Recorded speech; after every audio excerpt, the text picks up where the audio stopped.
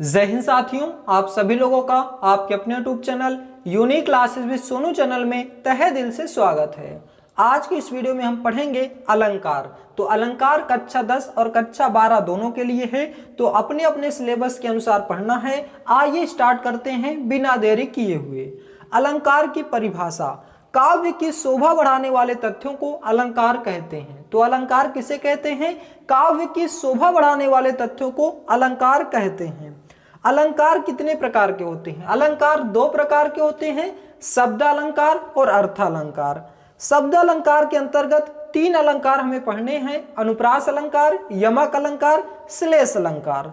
तो अनुप्रास अलंकार किसे कहते हैं? जिसमें एक ही वर्ण की आवृत्ति बार बार हो उसे अनुप्रास अलंकार कहते हैं। जहां किसी वर्ण या अक्षर की आवृत्ति बार बार हो वहां अनुप्रास अलंकार होता है। जैसे लॉकडाउन में लड़के लालची हो रहे, तो यहाँ पे आप देख रहे हैं कि ला शब्द बार बार आ रहा है, तो यहाँ पे कौन सा अलंकार हो जाएगा? अनुप्रास अलंकार हो जाएगा। तो जिसमें किसी वर्ण या अक्षर की आवृत्ति बार बार होती है वहां अनुप्रास अलंकार होता है। दूसरा है यमक अलंकार। तो जब किसी वाक्य में एक ही शब्द दो बार आए और दोनों बार उसके अर्थ अलग अलग हों तो उसे यमक अलंकार कहते हैं। जहां किसी वर्ण या अक्षर की आवृत्ति दो या दो से अधिक बार आए परंतु उसके अर्थ अलग अलग हों तो वहां यमक अलंकार होता है। जैसे कनक कनक ते सौगुनी मादकता अधिकाय उही खाए बौराए जग यही पाए बौराए। इसमें लिखा गया है कनक कनक, आप देख सकते हैं दो बार आया है लेकिन यहाँ पे दोनों का अर्थ अलग अलग है। एक कनक का शब्द का अर्थ होता है धतूरा और दूसरे कनक का शब्द होगा सोना। तो सोना और धतूरे की बात कही गई है। इसमें लिखा है कनक कनक तय सौगुनी मादकता अधिकाय उही खाए बौराए जग यही पाए बौराए। कहा गया है कि यदि सोना किसी को मिल जाता है, सोना किसी को मिल जाता है तो वो भी पागल हो जाता है खुशी के मारे, और यदि कोई धतूर खा लेता है तो वो भी क्या हो जाता है? पागल हो जाता है। तो दूसरा एग्जाम्पल है काली घटा का घमंड घटा। इस वाक्य में पहले घटा का अर्थ है बादल और दूसरे घटा का अर्थ है घट जाना। जहां पर भी ऐसे वाक्य आएंगे वहां पर यमक अलंकार होगा। तो दो अलंकार हम पढ़ चुके हैं, अनुप्रास अलंकार जहां किसी वर्ण या अक्षर की आवृत्ति बार बार होती है अनुप्रास अलंकार, और इसको हमने जाना कि किसी वर्ण या अक्षर की आवृत्ति दो बार होगी और वहां पे दोनों के वर्ड अर्थ अलग अलग होंगे।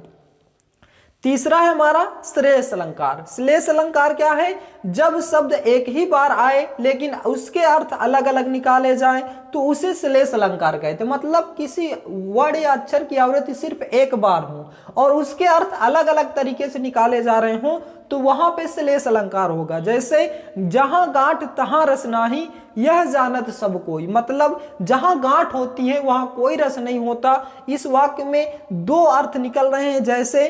जैसे गन्ने में जहां गांठ होती है वहां रस नहीं निकलता। दूसरा, जब दो लोगों की दोस्ती में गांठ आ जाती है तब प्रेम का वह रस नहीं रह जाता। तो यहाँ पे गांठ शब्द से दो अर्थ निकल रहे हैं, तो यहाँ पे क्या हो जाएगा? श्लेष अलंकार हो जाएगा। तो ये आपको क्लियर हो गया होगा, शब्द अलंकार, अनुप्रास अलंकार, यमक अलंकार, श्लेष अलंकार।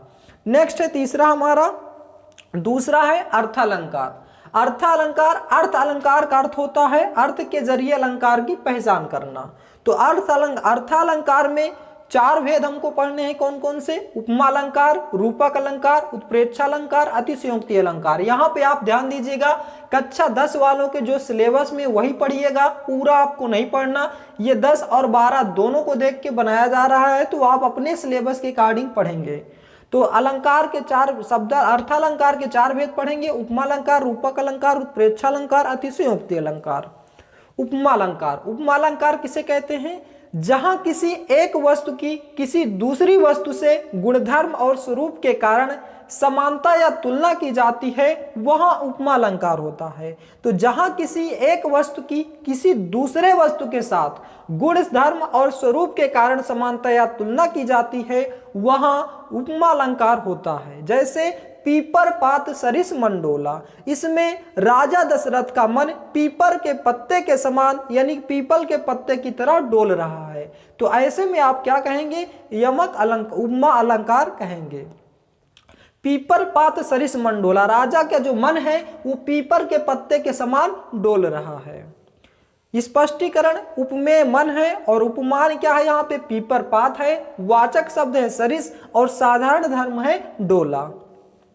नेक्स्ट है रूपक अलंकार। रूपक अलंकार किसे कहते हैं, जहां उपमेय को उपमान का रूप मान लिया जाए वहां रूपक अलंकार होता है।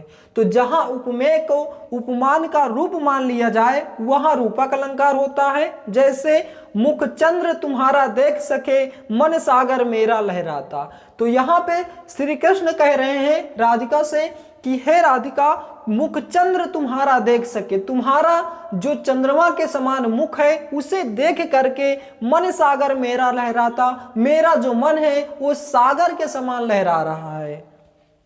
दूसरा एग्जाम्पल, मैया मैं तो चंद्र खिलौना लूं हूं। एक बच्चा अपनी माँ से क्या विनती कर रहा है कि मैया मैं तो चंद्र खिलौना लूं हूं, मतलब हे मैया मैं तो जो खिलौना लूंगा वो चंद्रमा के समान लूंगा। इसका अर्थ है माँ मुझे तो चंद्र खिलौना चाहिए। ऐसे स्थान पर आप रूपक अलंकार का उपयोग करेंगे। नेक्स्ट है उत्प्रेक्षा अलंकार।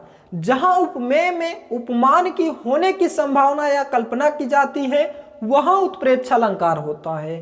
तो जहां उपमेय में उपमान की होने की संभावना या कल्पना की जाती है वहां उत्प्रेक्षा अलंकार होता है। जैसे पाहुन जो आए हो गांव में शहर के, मेघ आए बड़े बंठन के संवर के। पाहुन जो आए हो गांव में शहर के, मेघ आए बड़े बंठन के शहर के। इसमें बादल की तुलना एक दामाद से की गई है जो शहर से गांव में आया हुआ है। तो उत्प्रेक्षा अलंकार की पहचान करने का सरल तरीका है कि जिस वाक्य में जनु, मनु, मानो, मानहु, निश्चय, जो आदि शब्द आते हैं वहां उत्प्रेक्षा अलंकार होता है। तो यहाँ पे आप देख रहे हैं पाहुन ज्यों शब्द आया हुआ है, तो यहाँ पे कौन सा अलंकार हो जाएगा, उत्प्रेक्षा अलंकार हो जाएगा। नेक्स्ट है हमारा लास्ट अतिशयोक्ति अलंकार। जब कोई वर्णन बहुत बढ़ा चढ़ा के करता, अतिशयोक्ति मतलब ही बढ़ा चढ़ा के होना है, तो जब कोई वर्णन बहुत बढ़ा चढ़ा कर किया जाए तो उसे अतिशयोक्ति अलंकार कहते हैं। जैसे आगे नदियां पड़ी अपार, घोड़ा कैसे उतरे पार, राणा ने सोचा इस पार तब चेतक था उस पार। मतलब बड़ी सी नदी देख करके महाराणा प्रताप जी सोच रहे हैं कि इस बड़ी सी नदी को कैसे पार किया जाए, और जैसे ही वो सोचते हैं चेतक उस पार दिखता है। तो इसमें इसका वर्णन बहुत बढ़ा चढ़ा के किया गया है, इसलिए यहाँ पर क्या होगा, अतिशयोक्ति अलंकार है। अभी वीडियो को लास्ट तक देखिएगा, इसी वीडियो में आपको पूरा का पूरा अलंकार याद हो जाएगा, ये बात की गारंटी है। तो आइए फिर से हमने अलंकार पढ़ा। काव्य की शोभा बढ़ाने वाले तथ्यों को अलंकार कहते हैं। अलंकार दो प्रकार के होते हैं, शब्द अलंकार, अर्थ अलंकार। शब्द अलंकार के अंतर्गत हमने तीन अलंकार पढ़ा, अनुप्रास अलंकार, यमक अलंकार, श्लेष अलंकार। अनुप्रास अलंकार में हमने पढ़ा कि एक ही वर्ण की अक्षर की आवृत्ति बार बार होती है, अनुप्रास अलंकार होता है। जैसे लॉकडाउन में लड़के लालची हो रहे थे। और यमक अलंकार में हमने पढ़ा कि दो या दो से अधिक शब्द आएंगे और उनके अर्थ अलग अलग होंगे, तो वहां कौन सा अलंकार होगा, यमक अलंकार होगा। कनक कनक तेसोगुनी मादकता अधिकाय, उही खाए बौराय जग ई पाए बौराय, अथवा काली घटा का घमंड घटा। तो एग्जाम्पल सहित आपको डिफिनीशन याद रखनी है, और कोई वहां पे एग्जाम्पल आएगा तो उसको आपको बताना है कि कौन सा अलंकार होगा। तीसरा श्लेष अलंकार, जब शब्द एक ही बार आए लेकिन अर्थ अलग अलग निकले वहां श्लेष अलंकार। तीनों आपको याद हो गए होंगे। पहला कि जब एक ही वर्ण अक्षर की आवृत्ति बार बार होती है, अनुप्रास अलंकार। यमक अलंकार में दो शब्द आएंगे और दोनों के अर्थ अलग अलग होंगे, और श्लेष अलंकार में एक ही बार शब्द आएगा और उसके दो से अधिक अर्थ निकलेंगे। तो यह था हमारा शब्द अलंकार। और दूसरा है हमारा अर्थ अलंकार। इसमें उपमा अलंकार, जब किसी वस्तु की किसी दूसरी वस्तु के गुणधर्म और स्वरूप के कारण समानता या तुलना की जाती है वहां उपमा अलंकार होता है। जैसे पीपर पात सरिस मंडोला। दूसरा है रूपक अलंकार, जहां उपमेय को उपमान का रूपक अलंकार, जहां उपमेय को उपमान का रूप मान लिया जाए वहां रूपक अलंकार। मुखचंद्र तुम्हारा देख सके मन सागर मेरा लहराता। दूसरा मैया मैं तो चंद्र खिलौना ले हूं। तीसरा उत्प्रेक्षा अलंकार, जहां उपमेय में उपमान की होने की संभावना या कल्पना की जाती है वहां उत्प्रेक्षा अलंकार होता है। जैसे पाहुन जो आए हो गांव के शहर के, मेघ आए बड़े बंठन के संवर के। चौथा अतिशयोक्ति अलंकार, जब कोई वर्णन बहुत बढ़ा चढ़ा कर किया जाए तो वहां अतिशयोक्ति अलंकार होता है। जैसे आगे नदियां पड़ी अपार, घोड़ा कैसे उतरे पार, राणा ने सोचा इस पार, तब तक था चेतक उस पार। तो दोस्तों ये था हमारा आज का महत्वपूर्ण चैप्टर टॉपिक अलंकार। तो आशा करता हूं दोस्तों कि यह अलंकार आपको बहुत ही अच्छे से समझ में आ गया होगा और इसी वीडियो में याद भी हो गया होगा। तो वीडियो आपको कैसा लगा इसका जवाब आप हमें कमेंट बॉक्स में दें। यदि आप हमारे चैनल पर नए हैं तो चैनल को सब्सक्राइब करें, वीडियो को लाइक करें और ज्यादा से ज्यादा शेयर करें। Thanks for watching my video. मिलते हैं नेक्स्ट वीडियो में। जय हिंद, जय भारत।